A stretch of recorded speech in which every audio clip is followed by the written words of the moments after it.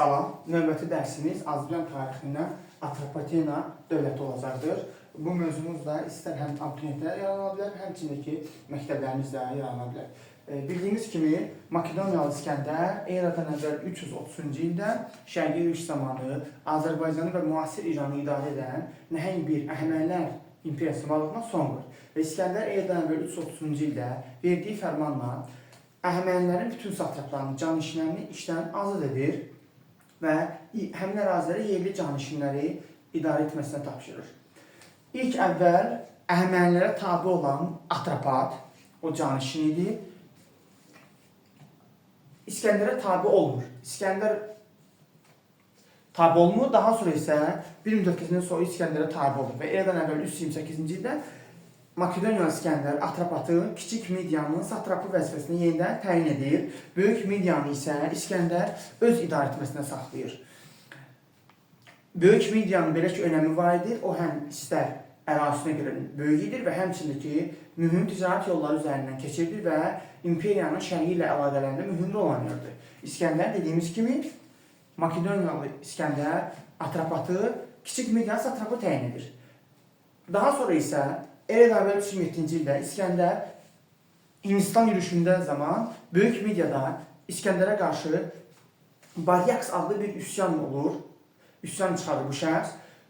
Atropat bu üsyanını yatırır və digər Atropatın etdiyi iş isə İskəndərin sərkərdəsi ilə qohum olur. Bu iki amil İskəndərin qarşısında Atropatın nüfuzunu qaldırır. Bir daha deyirəm, Atropatın eradan əvvəl 327-ci ildə Baryak üsyanını yatırması İskəndərə qarşı olan bu üsyanı. Üstə gəldi ki, Atropatın İskəndərin sərkərdəsi Perdikka ilə qohum olması onun İskəndərin qarşı nüfuzunu qaldırır. Daha sonra isə 323-də İskəndər ölür, bir müddət onun imperiyasını sərkərdəyə idarə edir və 320-ci ildə isə İskəndərin sərkərdəsi Perdikkanın ölümü ilə Atropatena dövlətinin yaradılır. Atropatena dövləti eradan əvvəl 321-ci ildə yaradılır. Ən əsası nəyi bilməliyik? Atropatena dövlətinin yaranmasının əhəmiyyəti nədir? 1. Dövlətçilik ənənəmiz bərpa olundu. 2. Vahid Azərbaycan xalqının formalaşması başladı. Əgər sual olarsa ki, dövlətçilik ənənəmiz nə vaxt başladı? Bu təbii ki, Man dövlətinin yaranması ilədir. Eradan əvvəl 2-ci minin sonu, eradan əvvəl 1-ci minin əvvəli. Lakin dövlətçilik ənənəmiz bərpa olundu isə Atropatena dövləti ilə. Digər əsas məsələ isə Vahid Azərbaycan xalqının formalaşmasının olduğu başladı. Atropatena dövlətinin yaranması ilə. Eradan əvvəl 321-ci ildən. Vahid Azərbaycan xalqının formalaşması sürətləndi. 3-7-ci əsrlərdə Sasanilərin tərkibində ikən bitdi 7-8-ci əsrlərdə Ərəblərin Azərbaycana gəlişi ilə.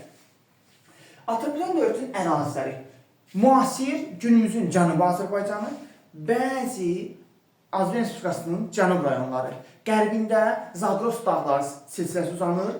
Atropatena dövlətinin ərazisindən keçən digər dağ silsiləsi isə Qaradağ silsiləsidir. Paytaxtı isə Kazakadır. Kazaka Urmiya gölünün sağında, şərq istiqamətində yerləşir. Fikir versək, Atropatena dövləti və Manna dövləti ikisi də Urmiya gölü ətrafında, Azərbaycanın cənubunda yaranmışdır. İkisi də quldar dövlətdir, ikisi də türk mənşəlidir, ikisi də Azərbaycan arasında yaranmışdır və ikisi də eradan əvvəl 1-ci minillikdə yaranmışdır.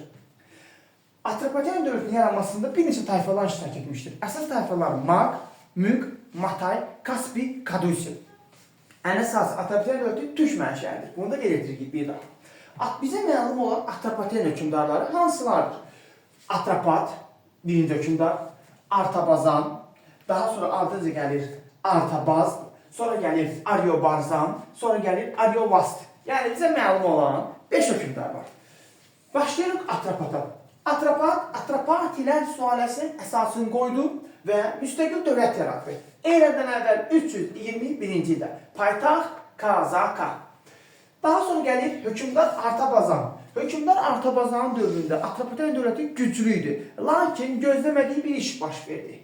Eradan əvvəl 223-cü ildə Selevkilər dövləti Atropatenaya hücum etdi. Artabaz bu yürüşə hazır deyildi. Yürüş ani oldu. Ona görə məğlub oldu və Atropatena dövləti Artabazanın zamanından başladı Selevkilərdən asılılıq qəbul etməyə. Selevkilər qeyd etməliyik ki, Makedoniyalı İskəndər imperiyasının parçalanması nəticəsində günümüzün Suriya və ətraf torpaqlarında yaranan dövlət idi. Selevki hökmdarı bu zaman 3-cü Antiox idi. 3-cü Antiox eradan əvvəl 223-cü ildə Artabazanı, yəni Atropatena dövlətini asıla saldı. Və eradan əvvəl 223-cü ildən eradan əvvəl 190-cı ilə qədər Atropatena dövləti Selevkilər dövlətindən asılı hala düşdü. Eradan əvvəl 2-ci əsrin əvvəllərində Roma ilə Selevkilər arasında müharibə başladı. Bunlar arasında müharibənin taleyini həll etdiyi eradan əvvəl 190-cı il Magnezi döyüşü oldu. Tərəflər Roma və Selevkilər. Roma qalib gəldi, Selevkilər parçalandı, özünə gələ bilmədi bir daha. Atropatena da əldə etdi. Atropatena müstəqilliyini bərpa etdi. Hansı döyüş nəticəsində? Magnezi döyüşünün nəticəsində. Və bununla Selevkilərdən asılılıq bitdi. Eradan əvvəl 1-ci əsrin 1-ci yarısında Romanın Atropatenaya yürüyüşü oldu. Birinci yürüyüş kimi xarakterizə edə bilərik. Eradan əvvəl 1-ci əsrin 1-ci yarısında bu zaman Roma sərkərdəsi Lukul və Pompey idi. Bu iki sərkərdə Atropatenanı asılı hala saldı, tabi etdi. Amma bu tam asıllıq deyildi. Niyə? Çünki bu dövrdə Atropatenanı Roma canişinləri deyil, yenə də yerli Atropatena hökmdarları idarə edirdi. Daha sonra isə Selevkilər parçalandan sonra bu ərazilər uğrunda, yəni Ön Asiya uğrunda Parfiya-Roma müharibəsi başladı. Parfiya-Roma müharibəsinin çox bölümündə Atropatena Parfiyanın müttəfiqi kimi çıxış etmişdir. Yəni Roma ilə döyüşmüşdür. Eradan əvvəl 53-cü ildə Karra döyüşü oldu. Kimlər arasında? Roma sərkərdəsi Kras, digər tərəfdə isə Parfiya və Atropatena ittifaqı. Bu iki dost qalib gəldi Karra döyüşündə. Roma sərkərdəsi Krası məğlub etdilər. Bunlar arasında ikinci döyüş eradan əvvəl 38-ci ildə oldu. Yenə eyni tərəflər Roma, digər tərəfdə isə Parfiya və Atropatena müttəfiqləri. Müttəfiqlərin məqsədi, xüsusilə Parfiya məqsədi o idi ki, eradan əvvəl 38-ci il döyüşdə Romanı Ön Asiyadan qovub çıxarmaq. Lakin Roma qalib gəldi hər iki dostu, Parfiya və Atropatenanı. Bundan sonra Roma Parfiyanın sərhədlərinə, onun qonşu dövlətlərini nüş etdi. Eradan əvvəl 36-cı ildə Roma Atropatenanın qış iqamətgahı olan, əsas şəhərlərindən biri olan Fraspaya nüş etdi. Neçənci ildə? Eradan əvvəl 36-cı ildə. Bu tarixi yadda saxlayaq. Fraspa döyüşü kimlər arasında oldu? Yenə Roma, digər tərəfdə Parfiya və Atropatena ittifaqı. Bu zaman Atropatena hökmdarı Artabaz idi. Artabaz. Kobud səslənir və sonda Samit dalında Samit gəlir. Çünki bu hökmdarların adları oxşardı bir-birinə, fərqləndirmək lazımdır. Artabaz eradan əvvəl 36-cı ildə Fraspa döyüş zamanı Atropatena hökmdarı olmuşdur. Bu zaman Roma sərkərdəsi isə üzr istəyirəm, Antonidir. Roma sərkərdəsi Antoni eradan əvvəl 36-cı ildə Fraspa döyüşündə məğlub oldu.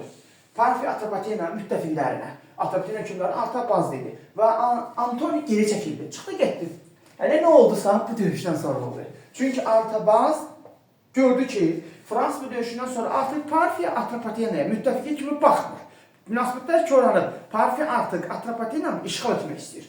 Ona görə bu Artabaz xarici siyasətini 90 dərəcə dəyişdi. O, Roma ilə əlaqələr saxlamağa başladı. Roma hökmdarı Oktavian Avqusta, hətta Artabaz öz oğlu Ariobarzanı Romaya göndərdi.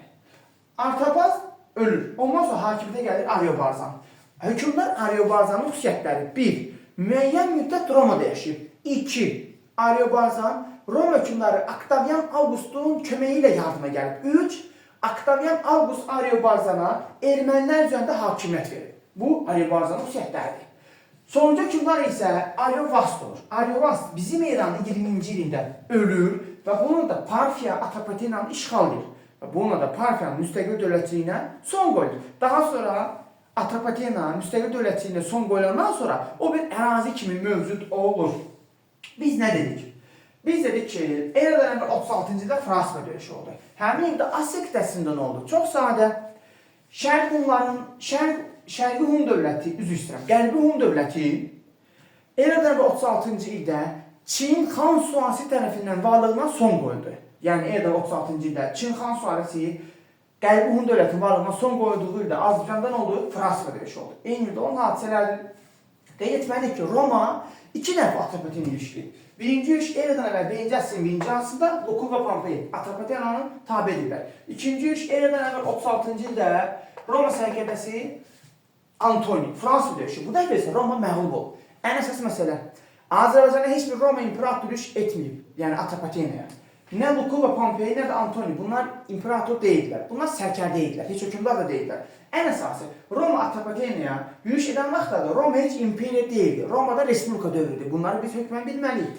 Daha sonra gəldik niyə? Atropatenanın idarə etməsi, mədəniyyəti, ticarəti və təsərrüfatı. Atropatenan siyasi idarə etməsinə görə quldar monarx idi. Lakin onu deməliyik ki, Atropatenada quldarlıq quruluşu şərq ölkələrinin quldarlıq səviyyəsinə çatmayıb. Niyə? Həm Atropatena dövləti, həm də digər dövlətimiz olan Albaniya dövlətində əsasən işlərdən azad insanlardan istifadə olunurdu. Ən qədim pullar Atropatenada İskəndərin adından kəsilmişdir. Hər işində neftdən istifadə olunurdu Atropatenada. Buna midya yağı deyilirdi. Bizim İran 2-3-cü əsrlərdə quldarlıq böhran keçirməyə başladı Atropatenada. Ona görə böhranı qarşılamaq üçün qullara natamam azadlıq verildi. Qeyd etməliyik ki, elə 2-3-cü əsrlərdə Romada quldarlığın böhranını qarşılamaq üçün yenə də qullara bir növ azadlıq verilmişdir. Oxşar hadisədir. Şəhərlər ayrı-ayrı hökmdarların adından kəsilirdi Atropatenada. Tək tanrılıq dini olan Zərdüştlüyə çoxsu inanırdı. Dini görüşlərinə görə Atropatena əhalisinin çoxsu Zərdüştlü dininə inanırdı. Zərdüştlü qeyd etməliyik ki, eradan əvvəl 7-ci əsrdə yaranmışdır. Yunan mədəniyyətinin təsirinə məruz qalıb Atropatenada. Bunu 3 şey sübut edir. 1. Yunan tanrılarını sitayiş. 2. Keramiddən istifadə. 3. Ərazisindən Yunan yazısı tapılıb. Yunan yazısının tapıldığı abidə Kelifto abidəsidir. Abidənin dirəcəyində Yunan qəhrəmanı olan Herakla abidə qoyulub, Kelifto'da. Üstə gəldi ki, Yunan dilində yazı orada aşkar olunmuşdur. Və bununla da Atropatena dövlətini tam olaraq bitirmiş oluram.